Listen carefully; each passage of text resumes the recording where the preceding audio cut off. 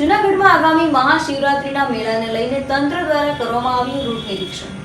જૂનાગઢમાં આગામી મહાશિવરાત્રિના મેળાને લઈને તંત્ર દ્વારા રૂટ નિરીક્ષણ કરવામાં આવ્યું હતું। શહેરમાં મજેવડી દરવાજાથી લઈ ભવનાથ મંદિર સુધીના માર્ગ પર વિવિધ સુવિધાઓને લઈને નિરીક્ષણ કરવામાં આવ્યું હતું। રૂટ નિરીક્ષણ સમયે જૂનાગઢ કલેક્ટર, મહાનગરપાલિકાના કમિશનર, જિલ્લા પોલીસ વડા સહિત અધિકારીઓ ઉપસ્થિત રહ્યા હતા। આગામી મહાશિવરાત્રિના મેળામાં શ્રદ્ધાળુઓને કોઈ પણ તકલીફ ના પડે તે રીતની તૈયારીઓ કરવા માટે વહીવટી તંત્ર કટિબદ્ધ થઈ ગયું છે। મોટી સંખ્યામાં આવતા શ્રદ્ધાળુઓને તકલીફ ના પડે, કોઈ નાસભાગ ન થાય તે રીતનો રવાડીનો રૂટ નક્કી કરવા માટે ભવનાથ વિસ્તારમાં સ્થળ નિરીક્ષણ કરવામાં આવ્યું હતું। મોટી સંખ્યામાં આવતા શ્રદ્ધાળુઓના વાહન પાર્કિંગ માટે નજીકના વિસ્તારમાં કલેક્ટરના માર્ગદર્શન હેઠળ પાર્કિંગ માટેની જગ્યા નક્કી કરવામાં આવશે। મહાશિવરાત્રી મેળાના આયોજનને લઈ આજે કલેક્ટર સાહેબ, માનનીય એસપી સાહેબ અને કમિશનર સાહેબ દ્વારા એક સંયુક્ત રૂટ નિરીક્ષણનું આયોજન કરવામાં આવેલું હતું।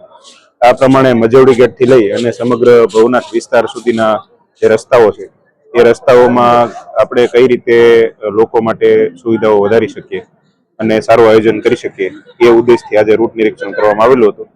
આ ઉપરાંત જે રવેડીનો રૂટ લંબાવવાથી લઈ અને જે ચર્ચાઓ હતી એ ખુદ કલેક્ટર સાહેબે જાતે અહીંયા સ્થળ પર આવી અને નિરીક્ષણ કરેલું હતું અને આગામી સમયમાં આ જ પ્રમાણે બધી નવી સુવિધાઓ કઈ રીતે કરી શકાય એ પ્રમાણે આયોજન કરવામાં આવશે। સાહેબ, એવી કોઈ ચર્ચા થઈ આગળ ક્યાં રૂટને લઈને કઈ રીતે કરવામાં આવશે? રૂટને લઈને સામાન્ય રીતે કેવું છે કે બહુ બધા શ્રદ્ધાળુઓ હોય છે, તો આ વખતે જે રૂટ છે એ રીતે જ કરવામાં આવશે કે ભીડ ન થાય અને લોકોમાં નાસભાગ ન થાય અને સરળતાથી બધું થઈ શકે।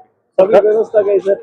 નવી વ્યવસ્થાઓમાં આગામી દિવસોમાં એ જ સર્વેલન્સ ચાલી રહ્યું છે અને વારંવાર રૂટ નિરીક્ષણ કરી અને નવી સુવિધાઓ ઊભી કરવા પ્રયાસો કરવામાં આવશે।